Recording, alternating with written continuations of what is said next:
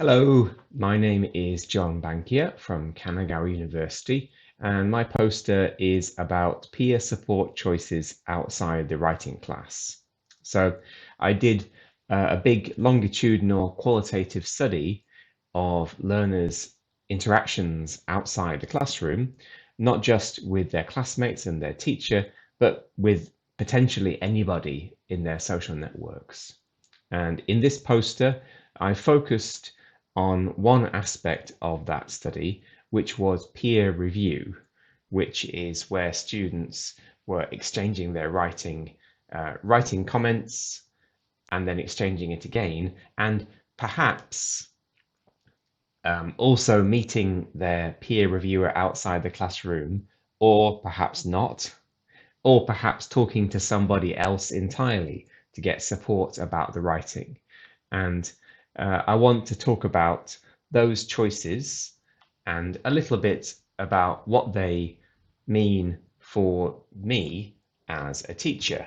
And I invite any attendees to think about how they can apply or think about how this might connect to or be relevant to their context.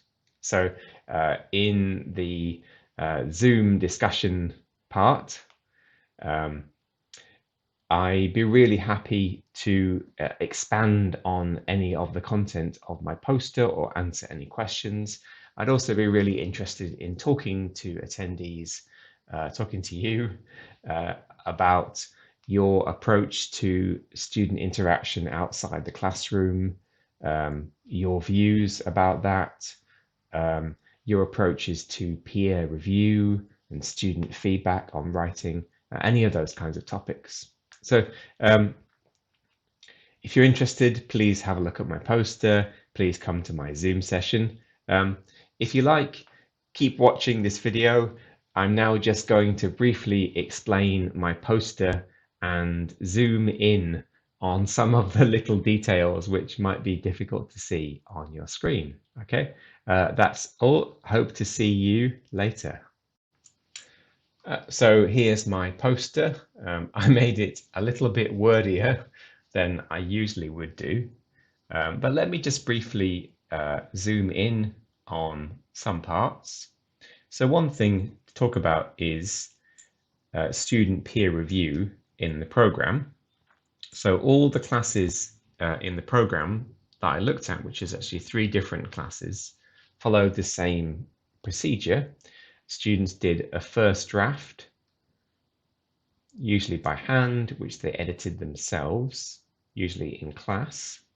A second draft, which they exchanged with a semi-random peer reviewer, peer classmate. In the intermediate class, they did the exchanging and the editing in class. In the advanced class, they did it outside class. But both sets of students were encouraged to meet each other outside the class and support each other. So you can see that the comments there are in English and in Japanese. And the students then edited this to make a third draft, which they submitted to their teacher, and a final draft. And I'm particularly interested in the second draft because students had quite a few choices here. They could meet their peer reviewer outside class and discuss the writing. They could just exchange it. They could ignore all the comments from their peer reviewer. They could start the writing again. They had lots of choices. And here are some of the most important choices that my participants made. One of them was seeking support. One of them was peer review discussions between friends. So when their peer reviewer was also a friend, typically of the same gender as well, they would meet outside class for quite a long time, 90 minutes sometimes, or even longer, and talk about the writing in English, mostly in Japanese with some English, and really collaborate on the writing. In contrast, if their peer reviewer was somebody more socially distant, of a different gender sometimes. They often describe just exchanging. So write the comments, here you are, that's it. There's no interaction beyond the comments. And interestingly also, this just exchanging also happened when the peer reviewer was perceived to be less invested in the class, less serious about English, or also less knowledgeable about English. And less knowledgeable tended to mean that they were a new person, which meant that in the second semester, they'd moved up from the kind of elementary class to intermediate, or from intermediate into advanced. So they were perceived as being less knowledgeable. And in these situations, though, the participants did tend, not always, but tended to follow the feedback from their reviewer.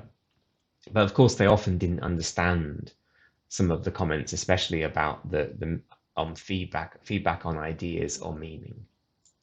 So in those situations, when they had difficulty with their writing, such as insufficient or unclear peer feedback, or they got a poor evaluation from their instructor on later drafts, or accused of plagiarism, those kinds of situations. In previous essays, I should say, that's a bit unclear. In those situations, they would sometimes talk to their teacher. They would sometimes approach a classmate who was thought to be, for example, good at grammar. And occasionally they might approach a senpai, especially somebody who was a former student from that class, particularly the advanced class, who could kind of give them some tips about how to get a good grade from their teacher. But generally speaking, the participants didn't really talk to their senpai about their English or about their writing at all. And especially, they very rarely approached students who were in different classes, or different levels of class, at least, or in other programs or other friends. They were just not valued as sources of support. But what was really a really important source of support for some participants was a peer group that they formed. So, for example, Yoko formed a library friends group, I called it, with 3 people. And these people, they had a similar commuting route to school, but they also had a kind of similar academic attitude. They were serious students. They wanted to do well, not just in English, but in their other classes. But these, as well as supporting each other academically, they really shared a lot of emotional support. But at the same time, some students, especially a couple of male participants in my study, they described this as being somehow a female practice. So female students divided into groups, whereas male students kind of just talked to anybody, providing that person was also male.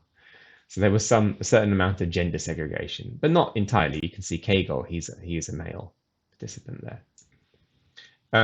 And some students also resisted. So some of those students who were less invested in the class did kind of resist the idea of meeting their classmates outside class and forming peer support groups. So as I said before, of course, this is a qualitative study. I'm not looking to make generalizations, but as a teacher, there's some interesting implications, things to think about, which have guided my teaching, my approach to interaction outside the classroom, and my approach to teaching writing and peer review. Of course, these days, I mean, all interaction is outside the classroom. But yeah, these are my main takeaways. Have a look at those. And also at the bottom here, I thought of a couple of questions which might be nice to discuss in the Zoom session later. So thank you very much for watching this video. As I said before, I'd be really interested to hear any questions you have about this poster or about the bigger research project. And also, anything you want me to expand on if you're interested in the theoretical framework, the participants, some of the results. I'd be very happy to talk about those at, great length or very briefly. That's fine. I can do briefly.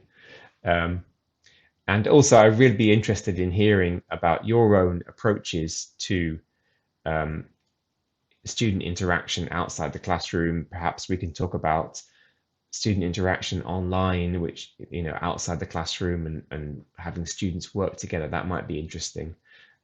As you can see, I haven't made any attempt to adapt my poster to the current context, so that might be a fruitful area of discussion. So once again, thank you very much for watching, and I'm looking forward to meeting you in the Zoom session later. Thank you.